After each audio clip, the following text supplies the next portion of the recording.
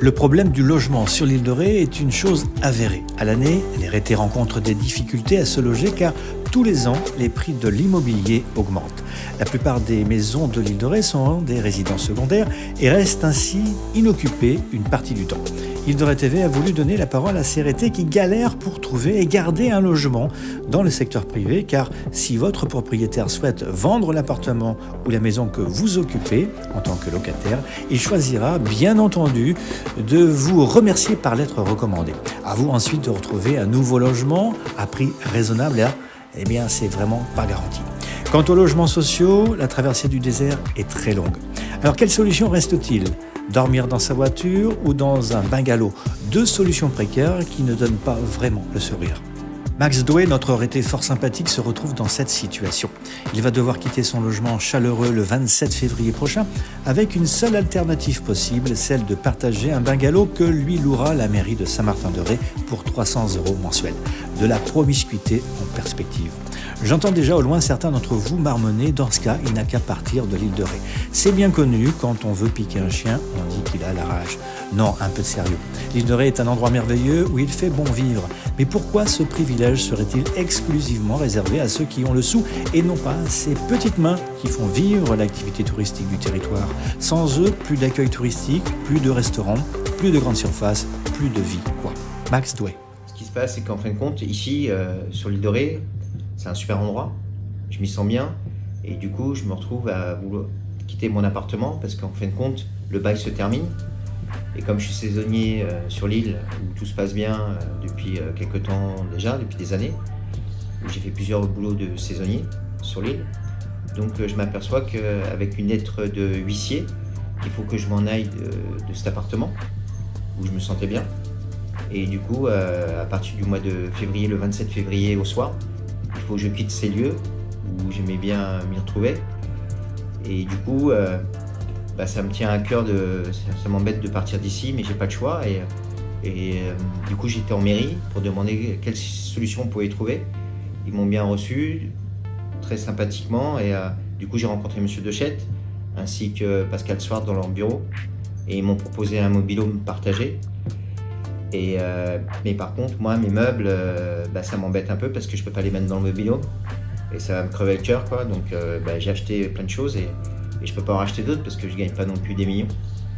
Et du coup, le 27, mes meubles vont être mis dans un local chez Monsieur Dechette. Il va trouver un local pour m'aider parce que sinon je mettais mes meubles, soit je les donnais ou la déchetterie.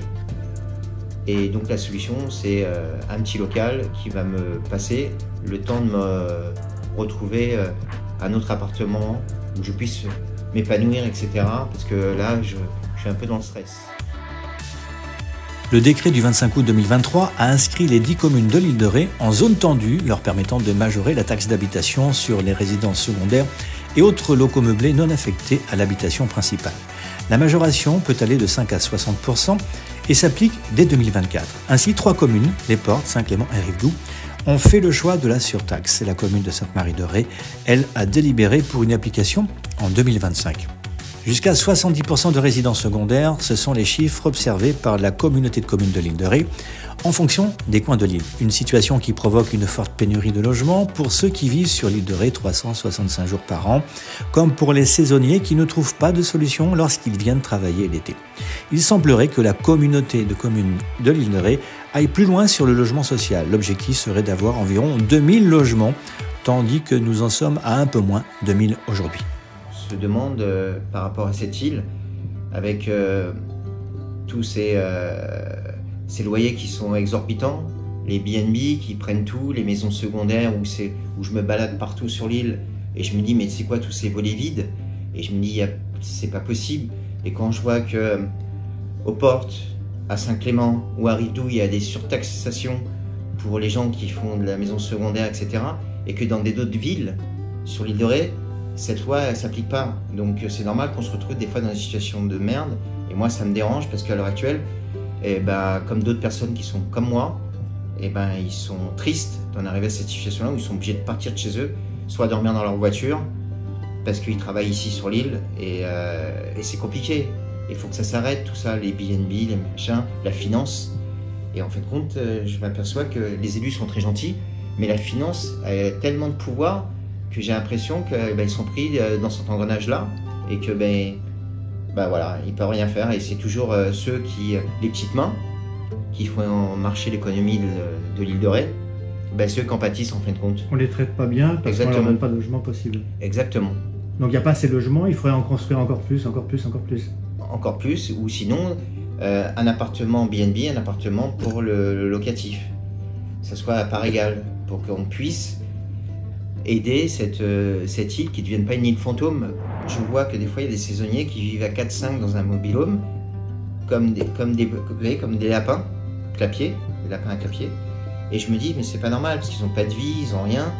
Et il faut avoir au moins du respect pour ces gens-là. C'est sur l'île, en fin de compte, il faut du respect pour les gens, il faut les loger correctement et dignement. C'est la base. C'est la base de tout, pour qu'on puisse s'épanouir dans cette île qui est merveilleuse. Alors, qu'est-ce qui a changé, toi qui connais bien l'île de Ré, depuis, allez, je dirais, le mouvement des Gilets jaunes à son tout début, et maintenant, parce que maintenant c'est pire qu'à l'époque du mouvement des Gilets jaunes, et pourtant les gens sont plus calmes, ne bougent plus, ne sortent plus, ne manifestent plus. Alors le problème des Gilets jaunes, c'est que, étant un leader d'époque avec mes potes, avec Jean Rodriguez, avec Fly, etc., ici aussi sur l'île, et sur La Rochelle, on est sorti pour l'essence et le pouvoir d'achat, et on disait que ces politiques, qu'est-ce qu'ils faisaient de notre pognon. Et en fin de compte, on a tellement pris de violences policières, on s'est tellement battu ici, dans toute la France, moi j'ai fait beaucoup de manifs dans toute la France, on a tellement pris des violences policières, des lacrymos, des charges, etc. Des doigts aussi. Et des mains arrachées, des gens qui ont plaques de titane sur le visage, etc. Des éborgnés, etc. J'ai des amis qui ont vraiment des plaques de titane. Et moi j'ai subi aussi des violences. Et je me dis simplement que les gens nous ont vus à la télé, etc. Et de remanifester, ça leur fait peur. Et nous, on s'est battus pour tout le monde ici, là, dans la région. À l'époque, j'avais bloqué le port de Saint-Martin, etc. J'ai bloqué le pont pour les taxes, pour plein de choses, que les gens arrivent de l'extérieur, ils payent 8 € à chaque fois, ou l'été, 16 €. Ça devenait trop cher. Donc on a fait des actions sans rien casser, etc. Et du coup, rien n'a changé. C'est pire qu'avant, mais au moins on l'a fait. On a eu juste 10 milliards, la prime de Macron au début du mouvement des Gilets jaunes.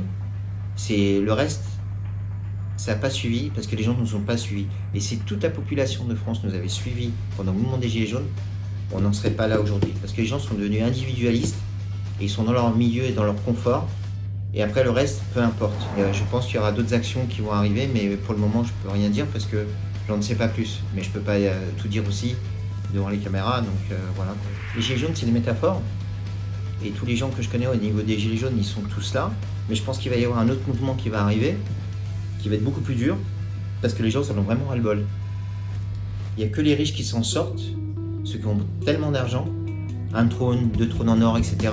Ils en veulent toujours plus, et les autres, ils les regardent et ils n'y arrivent plus. Et tous les fins de mois, c'est complètement difficile pour se loger, pour manger, et le reste.